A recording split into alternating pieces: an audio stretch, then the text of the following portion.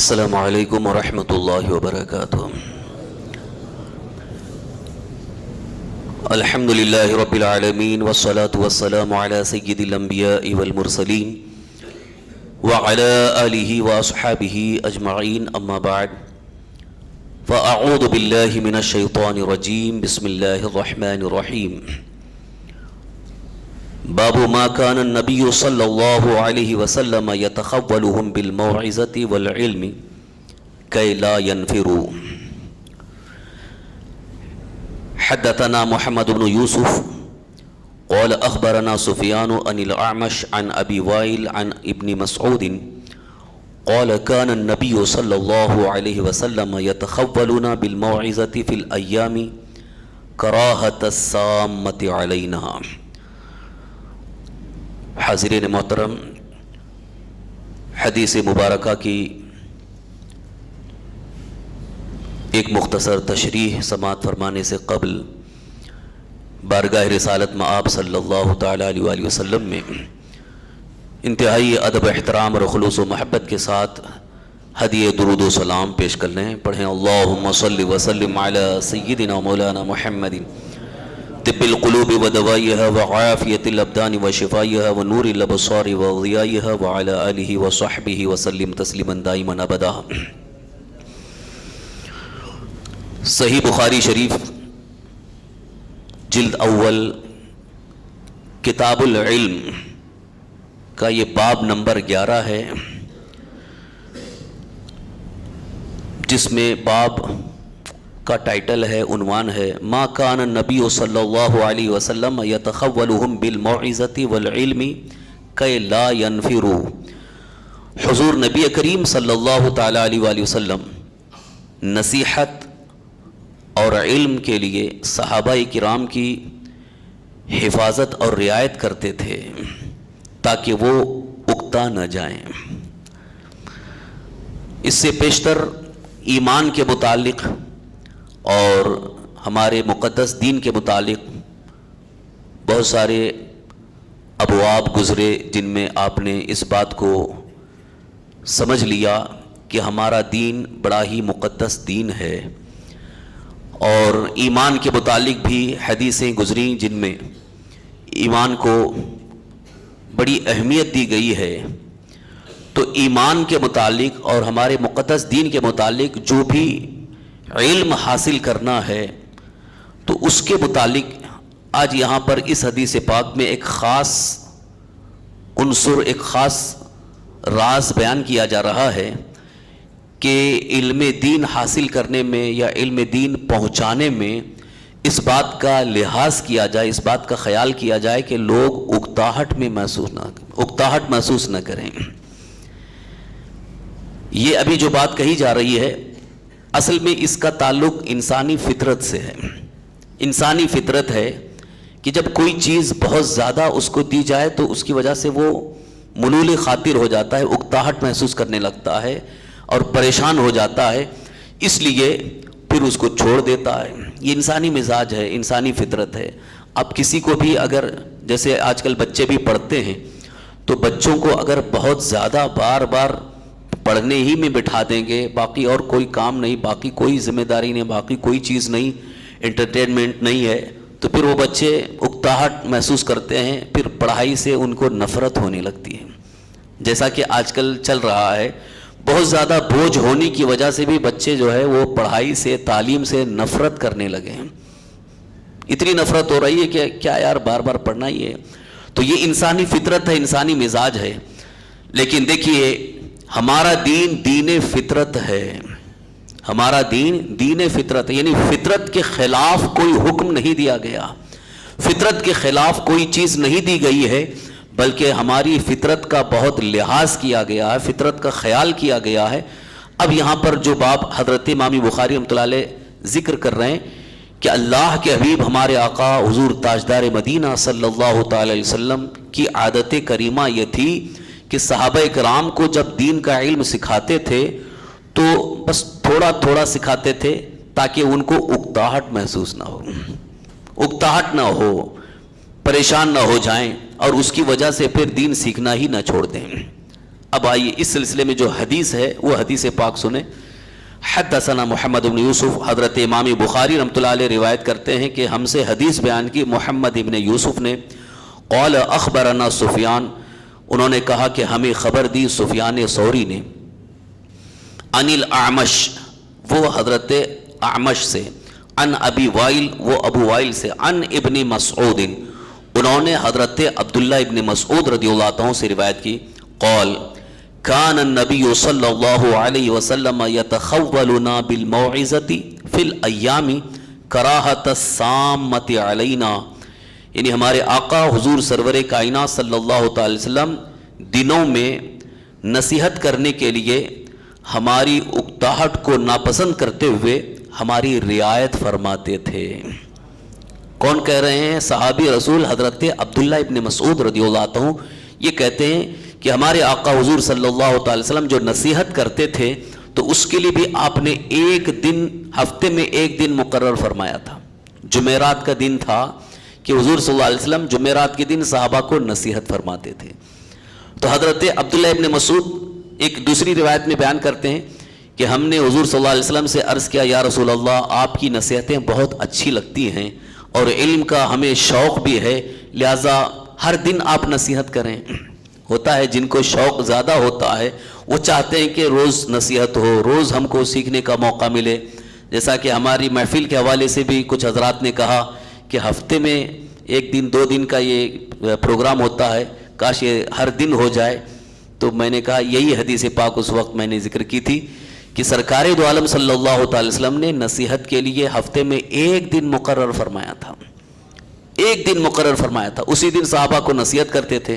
تو حضرت عبداللہ ابن مسعود رضی اللہ عنہ نے جب کہا کہ یا رسول اللہ صلی اللہ تعالیٰ علیہ وسلم ہم کو روزانہ آپ نصیحت فرمائیں، تو حضور نے جواب میں یہی فرمایا تھا کہ میں ایک دن اس لیے مقرر کرتا ہوں تاکہ تمہارے لیے تمہاری اکتاہٹ کا خیال ہے کہ کہیں تم اکتا نہ جاؤ.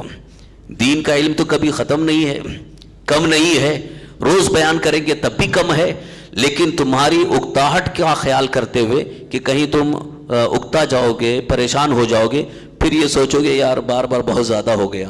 یہ انسانی فطرت ہے، انسانی مزاج ہے کہ کب کوئی چیز زیادہ ہو جاتی ہے تو اس کی وجہ سے پھر اس سے دل ہٹنے لگتا ہے، دل سے اس میں نفرت پیدا ہونے لگتی ہے.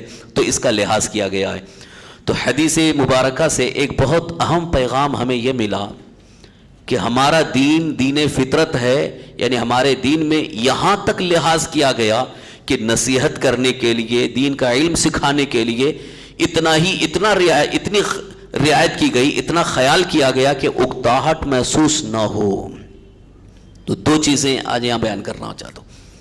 ایک چیز تو یہ ہے کہ دین کا علم، اللہ کے احکام، یہ سیکھنا تو ہمارے لیے لازم ہے، ضروری ہے، بہت ضروری ہے، کیونکہ اس کے بغیر ہم صحیح زندگی گزار ہی نہیں سکتے ہیں.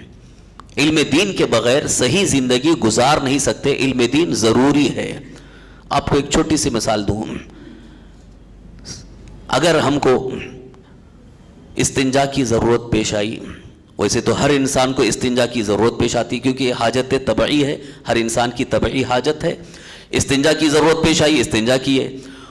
کس طرح سے صفائی حاصل کرنا ہے، کس طرح سے طہارت حاصل کرنا ہے، آج تک کسی مذہب نے اس کی طرف کبھی توجہ نہیں دلائی.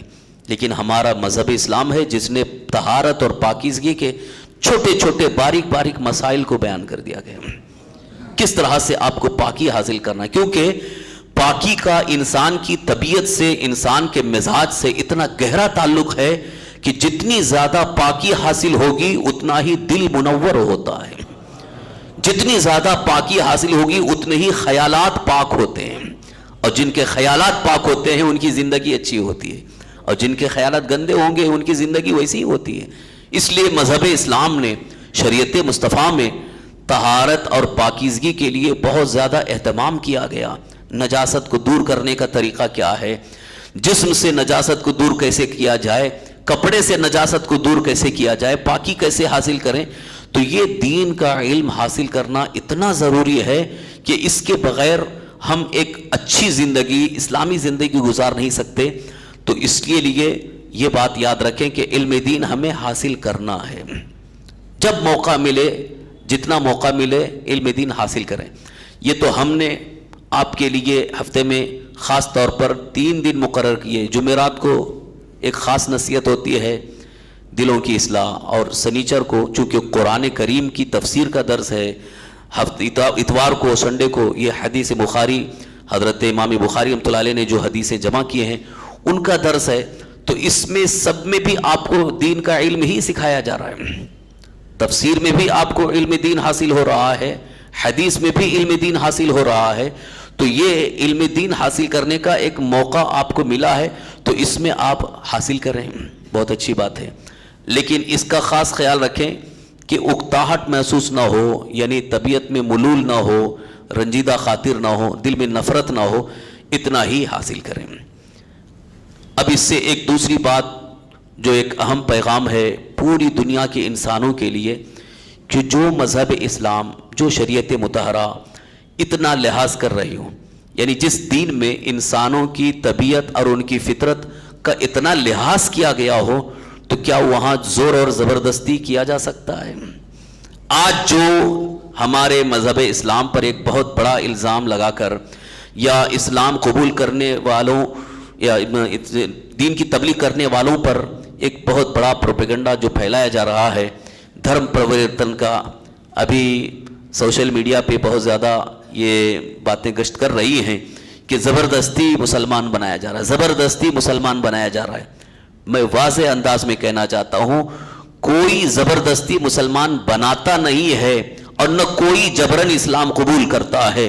اسلام جو بھی قبول کر رہا ہے اس کی فطرت سے قریب جب دین ملتا ہے تو وہ قبول کرتا ہے، کیونکہ اس دین کے اندر کوئی جبر و اکراہ نہیں ہے. اب آپ دیکھیے کہ ابھی ہمارے سامنے حضور صلی اللہ علیہ وسلم کا ایک بہت ہی عظیم یہ عمل ظاہر ہوا کہ حضور دین کا علم سکھانے کے لیے، نصیحت کرنے کے لیے ایک دن مقرر فرمائے. کیوں؟ لحاظ کر رہے ہیں، یہ اکتاہٹ نہ محسوس ہو، طبیعت ملول خاطر نہ ہو.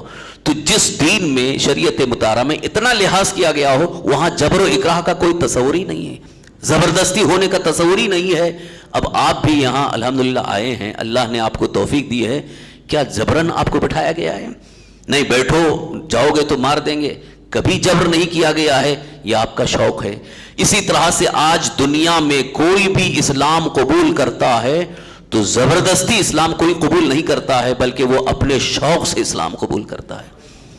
یہ جو جھوٹا پروپیگنڈا پھیلایا جا رہا ہے میڈیا میں کہ زبردستی مسلمان بنا رہے ہیں، زبردستی مسلمان بنا رہے ہیں، آپ جا کے ان سے پوچھو جنہوں نے اسلام قبول کیا ہے، ان سے پوچھو کہ انہوں نے کس زبردستی سے اسلام قبول کیا، کون سی مجبوری نے ان کو اسلام قبول کرنے پر آمادہ کیا ہے.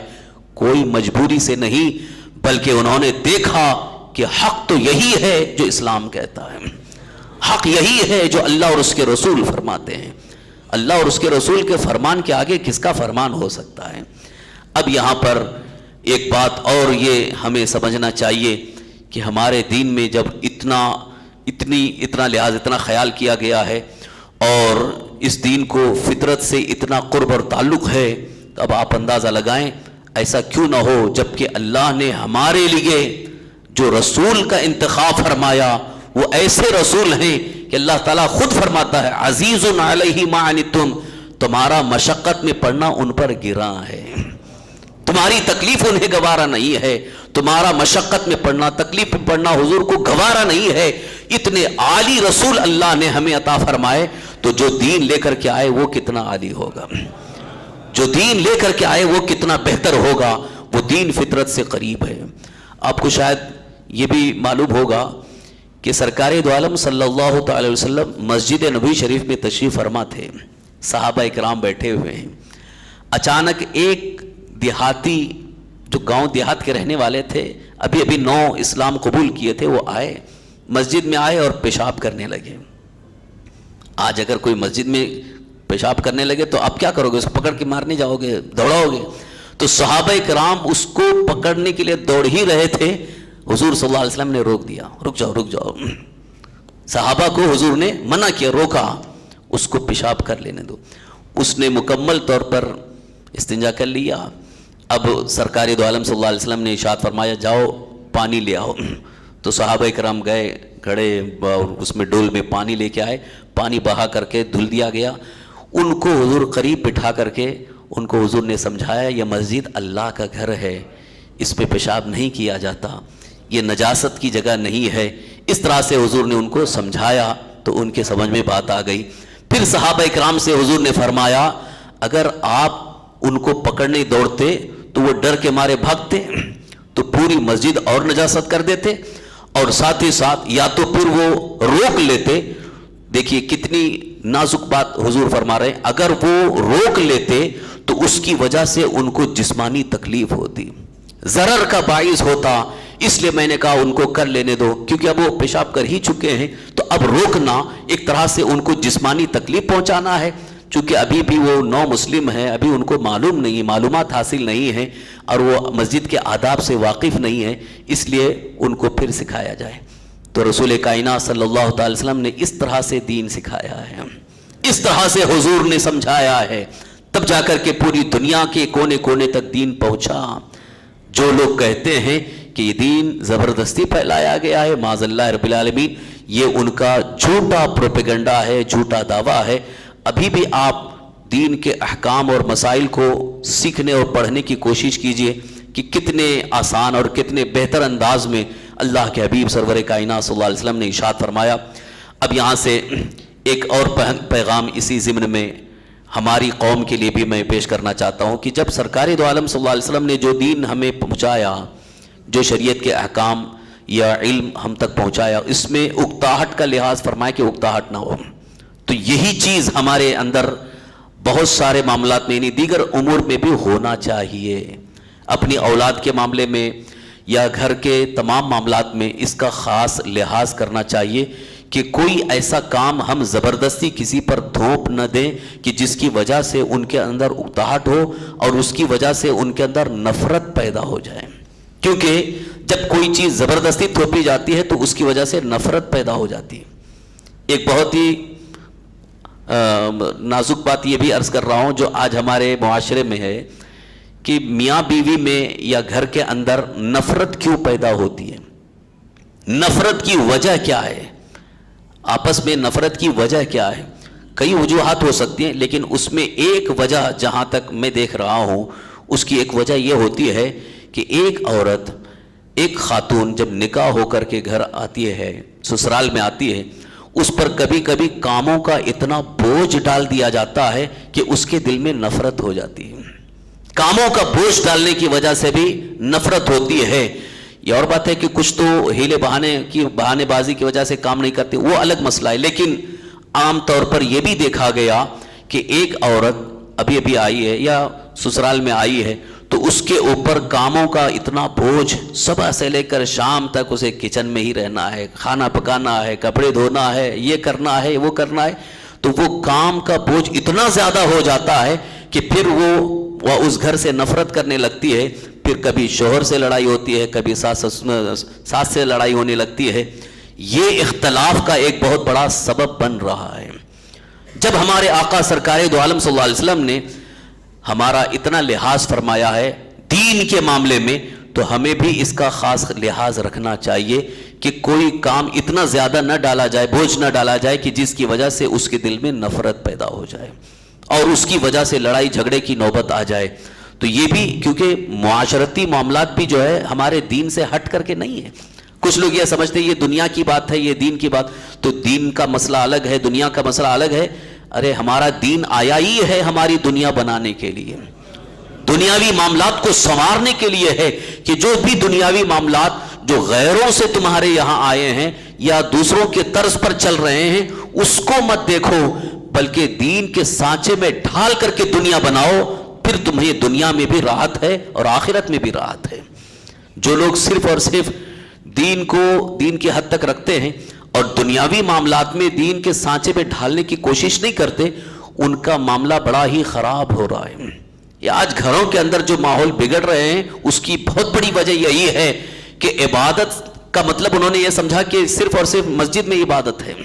بڑے نمازی ہیں لیکن گھر میں جانے کے بعد ان کی زبان پہ کنٹرول نہیں ہے, گالی گلوچ ہے. گھر میں جانے کے بعد ان کا انداز الگ ہوتا ہے. تو آپ مجھے بتائیے کہ کیا عبادت، نماز، دین صرف مسجد کی حد تک ہے؟ گھر میں آنے کے بعد دین نہیں ہے؟ ہمارا دین تو پیدائش سے لے کر موت کی آغوش میں پہنچنے تک ہمارے ساتھ ہے. صرف مسجد کے لیے دین نہیں ہے، ہمارا دین زندگی کے ہر معاملے میں ہے. دین ہماری رہنمائی کرتا ہے ہر معاملے میں، ہر موڑ پر. اور سماج کے جتنے بھی معاملات ہیں ان میں اگر ہم دین کے سانچے میں ڈھل کر کے کوشش کریں تو میں یقین کے ساتھ بتا رہا ہوں سارے معاملات میں جہاں جہاں ٹینشن پریشانیاں ہیں وہ خود بخود یکسر ختم ہوتے چلے جائیں گے. خاص طور پر خانگی معاملات، معاشرتی معاملات، ہمارے جو گھروں کے بہت سارے معاملات جن میں ہم الجھ کر کے رہ گئے ہیں، اس کو اگر دین کے سانچے میں ڈھالنے کی کوشش کریں تو اللہ تعالیٰ دین کی برکت سے سکون کا ماحول پیدا فرما دے گا. اس بات کو ذہن میں رکھتے ہوئے چلیں، انشاءاللہ پھر آپ اس کا ایک نیا اثر، نیا انداز، نیا رنگ اور نئی برکتیں آپ دیکھیں گے. تو یہاں پر جو میں پیغام آپ کے سامنے پیش کر رہا ہوں یہ دین کے روشنی میں ہے، اور خاص طور پر علم دین کے بارے میں تو ہے کہ علم دین کو پہنچانے میں، علم دین سکھانے میں یا علم احکام اسلام کو سکھانے میں سرکار دو عالم صلی اللہ علیہ وسلم نے اتنی رعایت فرمائی کہ اکتاہٹ محسوس نہ ہو. تو اب بھی اکتاہٹ کو محسوس اگر نہیں کرتے ہیں تو یہ دین کا علم سیکھنے کے لیے بہتر ہے، لیکن بہت زیادہ، اتنا زیادہ اس کے اوپر بوجھ ڈالنا دین کے علم کا یا احکام کا کہ جس کی وجہ سے اس کے اندر اکتاہٹ پیدا ہو جائے، یہ بھی درست نہیں ہے. اس کا خاص لحاظ کیا جائے. اب ایک آخری بات، سرکار دو عالم صلی اللہ تعالی وسلم نے اتنا لحاظ کیوں فرمایا؟ اتنا لحاظ کیوں فرمایا؟ یوں تو یہ بھی ایک فطرت سے ہی تعلق رکھتا ہے یہ جواب، کہ جب انسان کے دل میں جب تک شوق پیدا ہوتا ہے وہ اس کو حاصل بھی کرتا ہے اور اس پر عمل بھی کرتا ہے، اور جب شوق ختم ہو جاتا ہے تو پھر وہ حاصل بھی نہیں کرتا، اس پر عمل بھی نہیں کرتا. تو اصل یہاں پر حضور صلی اللہ علیہ وسلم کو عمل کی دعوت دینا تھا کہ یہ جو نصیحت کر رہا ہوں، جو تمہیں دین سکھا رہا ہوں، اس پر عمل بھی کرنا ہے. لیکن عمل کب ہوتا ہے؟ جب انسان کو شوق رہتا ہے کہ ہاں مجھے اس پر عمل کرنا ہے. زبردستی کسی پر عمل کروا نہیں سکتے، یا زبردستی اگر کروائیں بھی تو آپ کے سامنے ہے تو کرے گا اور سامنے نہیں ہے تو نہیں کرے گا. جیسے آج بھی بچوں کو اگر آپ نماز کا شوق ان کے دل میں پیدا کر دیں تو پھر آپ کو ڈانٹنے اور مارنے کی ضرورت نہیں، وہ خود بخود نماز پڑھیں گے. لیکن شوق نہیں ہے تو زبردستی ایک بار مارے، دو بار مارے، ڈانٹے پھٹکارے تو سامنے تو پڑھ لیں گے لیکن پیچھے نہیں پڑھیں گے. جب آپ نہیں ہیں تو نہیں پڑھیں گے. اسی طرح سے جتنے بھی اخلاق سے تعلق رکھنے والی چیزیں ہیں، جیسے چوری ہے، جھوٹ ہے اور بد کلامی ہے، برائیاں ہیں، ان سے اگر بچانا ہے تو ان سے دوری کا ان کے اندر ایک طرح سے نفرت پیدا کر دیں کہ یہ غلط چیز ہے، اور اس سے نفرت ان کے دل میں پیدا ہو جائے تو خود بخود وہ اس سے دور ہو جائیں گے اور اس سے پرہیز کریں گے. اور جو اچھائیاں ہیں دین کی وہ ان کے ذہن و دماغ میں بٹھانے کی کوشش کریں تاکہ ان کے دل میں شوق پیدا ہوتا رہے اور اسی شوق سے وہ خود بخود کرتے رہیں. تو پھر آپ کو اتنا سکون ملے گا کہ آپ کو کہنے کی ضرورت نہیں ہوگی بلکہ وہ خود بخود اس کے پابند بن جائیں گے. اس لیے بھی سرکار دو عالم صلی اللہ تعالی وسلم نے یہاں پر صحابہ اکرام کے ساتھ یہ خیال فرمایا، چونکہ صحابہ اکرام حضور صلی اللہ علیہ وسلم کے سامنے سب سے پہلے طلباء ہیں، یعنی معلم کائنات، ساری کائنات کے معلم بن کر کے حضور تشریف لائے. اللہ کے رسول ہمارے آقا حضور صلی اللہ علیہ وسلم ساری کائنات کے لیے معلم ہیں، کہ صرف صحابہ کے لیے معلم نہیں ہیں. بظاہر ابھی یہاں صحابہ کا ذکر ہے کہ حضور نے صحابہ کو علم سکھانے میں اتنا لحاظ کیا ہے، لیکن خود حضور فرماتے ہیں بعثت معلما، مجھے معلم بنا کر کے بھیجا گیا ہے، استاد بنا کر کے بھیجا گیا ہے، دین سکھانے والا بنا کر کے بھیجا گیا ہے. اسی لیے آپ کو معلم کائنات کہا گیا، یعنی ساری کائنات کے آپ معلم ہیں، صرف تنہا صحابہ کے نہیں. مگر صحابہ سامنے موجود ہیں تو پہلے اسٹوڈنٹ، پہلے طلباء صحابہ ہیں، لیکن حضور کی حدیثیں جب صحابہ کے ذریعے پوری دنیا کے کونے کونے تک، امت مصطفیٰ تک جب حدیثیں پہنچے تو اس اعتبار سے سب کے معلم حضور صلی اللہ علیہ وسلم، ہمارے سب کے معلم حضور صلی اللہ علیہ وسلم ہیں. تو حضور صلی اللہ علیہ وسلم نے ہمیں علم اس طرح سے سکھایا، علم اس طرح سے پہنچایا ہے. تو اب ہمیں بھی اس پر عمل بھی کرنا ہے اور اس کے مطابق زندگی گزارنے کی کوشش کرنا ہے. کوشش کریں گے خاص طور پر عملی زندگی میں، پریکٹیکل لائف میں یہ سب چیزیں لانے کی کوشش کریں کہ ہم سے کوئی متنفر اگر کسی نفرت اپنے ذاتی عداوت کی بنیاد پر نفرت کر رہا ہے تو وہ الگ چیز ہے، وہ اس کا اپنا قصور ہے، لیکن بلا وجہ کسی کو نفرت نہ دلائیں، نفرت اس کے اندر نہ پیدا ہو. آگے کی حدیث میں اس میں خاص طور پر حضور صلی اللہ علیہ وسلم نے اس کی تاکید بھی فرمائی ہے. انشاءاللہ اس کو اگلے درس میں ہم رکھیں گے. آج کے درس میں صرف اسی حدیث کو پھر سے میں آپ کے سامنے تلاوت کرتا ہوں تاکہ یہ حدیث مبارکہ کے الفاظ آپ کے کانوں میں گونجتے رہیں. حضرت عبداللہ ابن مسعود رضی اللہ عنہ نے فرمایا کان النبی صلی اللہ علیہ وسلم یتخولنا بالموعظۃ فی الایام. حضور نبی کریم صلی اللہ تعالی وسلم ہمارا خیال فرماتے تھے نصیحت کے لیے، علم کے لیے دنوں میں، کراہت السامۃ علینا، ہماری اکتاہٹ کو ناپسند کرنے کی وجہ سے. یعنی اکتاہٹ کو حضور ناپسند کرتے، کوئی اکتاہٹ یہ ان کے اندر نہ ہو، اکتا نہ جائیں. تو پتہ یہ چلا کہ سرکار دو عالم صلی اللہ تعالی وسلم کے دین پہنچانے اور نصیحت کرنے کا یہ انداز تھا کہ صحابہ اکتاہٹ محسوس نہ کریں. جب صحابہ کو علم کا اتنا شوق تھا اور ان کی اکتاہٹ کا حضور نے لحاظ کیا ہے، خیال فرمایا ہے، تو آج کل ویسا شوق تو بہت دور دور تک ملتا نہیں ہے. بہرحال پھر بھی ہے، تو اس لیے لحاظ اس بات کا کیا جا رہا ہے کہ آپ کے اندر بھی اکتاہٹ ہرگز نہ پیدا ہو اور دین کا علم آپ حاصل کرتے رہیں. یہ بھی یاد رکھیے کہ طبیعت اکتا رہی بول کے بالکل مکمل چھوڑ دینا یہ بھی اچھا نہیں ہے، کیونکہ وہ سستی ہے. سستی انسان کو کبھی کبھی برباد کر دیتی ہے. کاہلی، سستی، جیسے بہت سارے لوگ سستی اور کاہلی کی وجہ سے بھی علم سیکھنا نہیں چاہتے ہیں، حالانکہ وقت ہے، ٹائم ہے. جیسے ابھی بہت سارے کہ اب یہاں سے گئے، ان کے پاس کوئی کام نہیں ہے، کوئی شغل نہیں، کوئی کام نہیں ہے، ادھر ادھر بیٹھ کر کے بنکس کریں گے، لیکن یہاں تھوڑی دیر بیٹھنا ان کو اکتاہٹ ہو رہی. تو یہ تو شیطان کی طرف سے ہے. یعنی اتنا بھی اگر کوئی علم دین حاصل کرنے کا شوق نہیں رکھتا ہے تو پھر وہ شیطانی سستی اور کاہلی ہے. ایسی سستی کاہلی بھی اپنے اندر آنے نہ دیں، بلکہ کوشش یہ کریں، کیونکہ اللہ تعالیٰ کی طرف سے یہ دیا ہوا موقع ہے. اللہ تعالیٰ کی طرف سے دیا ہوا موقع ہے کہ تم کو علم دین حاصل کرنے کا موقع مل رہا ہے، تو اس کو حاصل کرو.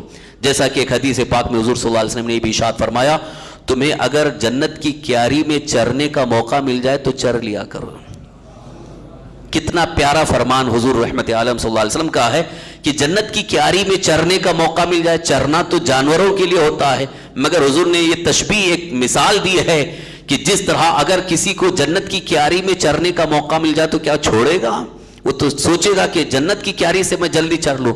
حضور نے فرمایا علمی مجلس یہ جنت کی کیاری ہے، علم کی محفل جنت کی کیاری ہے. اس میں بیٹھ کر کے جو تم علم دین حاصل کرو گے تو گویا جنت کی کیاری سے تم غذا حاصل کر رہے ہو. یہ بہترین غذا ہے، اس لیے بھی آپ کے لیے بہت ہی مناسب ہے تاکہ اکتاہٹ بھی نہ ہو. اس لیے ہم نے ہفتے میں یہ خاص 2 دن تفسیر اور حدیث کے لیے رکھا ہے. پھر بھی اگر کسی کو مزید شوق ہے علم دین حاصل کرنے کا، مسائل سیکھنے سمجھنے کا، تو کبھی بھی آ کر کے وہ ہم سے رابطہ کر کے پرسنل مسائل سمجھ کر کے وہ اس پر عمل کرنے کی کوشش کر سکتے ہیں.